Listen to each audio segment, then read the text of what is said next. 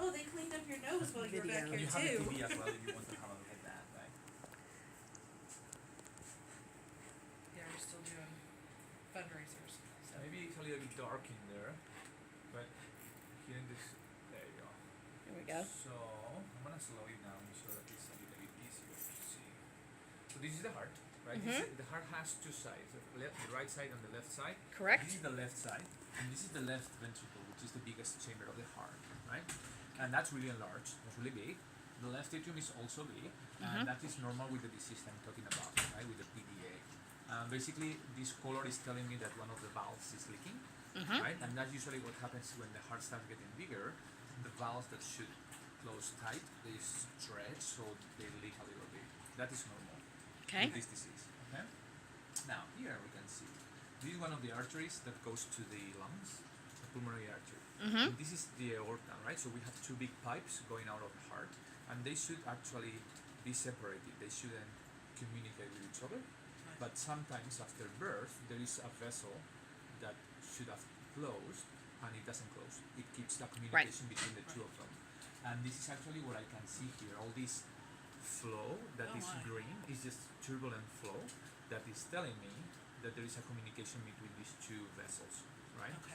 So when there is a communication between these two vessels, the heart has to work a little bit more than normal, and that's why it starts getting bigger, because there is too much volume inside. Right. Usually dogs with PDAs at the age of 1 year or so, most of them develop heart failure, which is just fluid in the lungs because the heart starts to fail, because it cannot manage all this workload. Okay? So we have to close that PDA. Okay? If we don't close them, this is what happens. The heart starts getting bigger, they start coughing because the heart is compressing the airways, there is fluid in the lungs, and that's why they get so tired, alright? Now, we have a couple of options to close the PDA. A few years ago, the only option we had it was surgically, so the surgeon would open the chest, would ligate the PDA, would just put a suture around it, and you would just close it, okay? And that's a very good surgery. For a few years now, we have a second option that the cardiologist does it instead of the surgeon.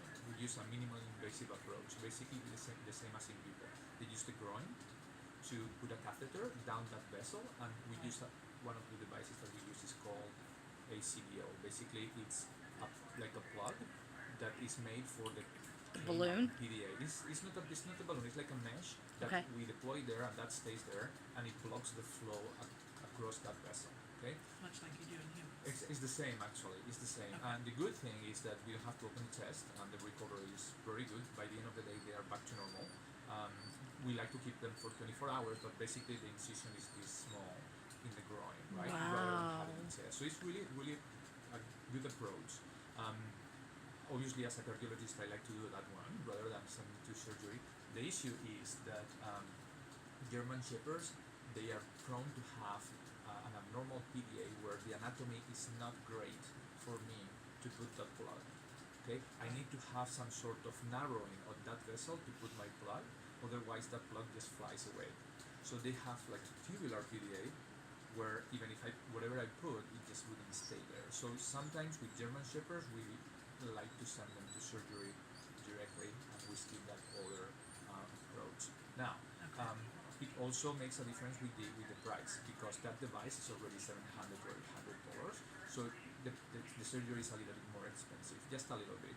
But it's true that they stay in the hospital a little bit less time.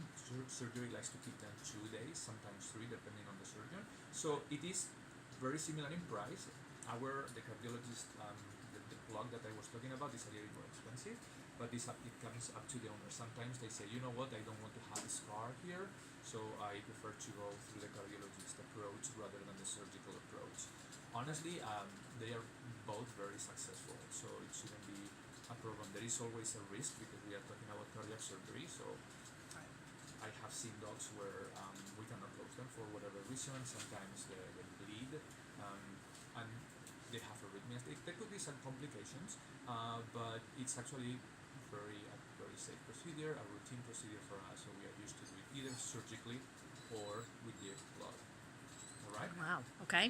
In my opinion, just because of the breed, I would go directly through the surgery approach, because I couldn't see the anatomy as well as I would have liked. Sometimes I can Right. see the PDA very well, and I can make a decision, but because I haven't seen it, and the part I've seen, I think the PDA is too large. I will go for surgery. Okay. Okay. So if you want, I can try to arrange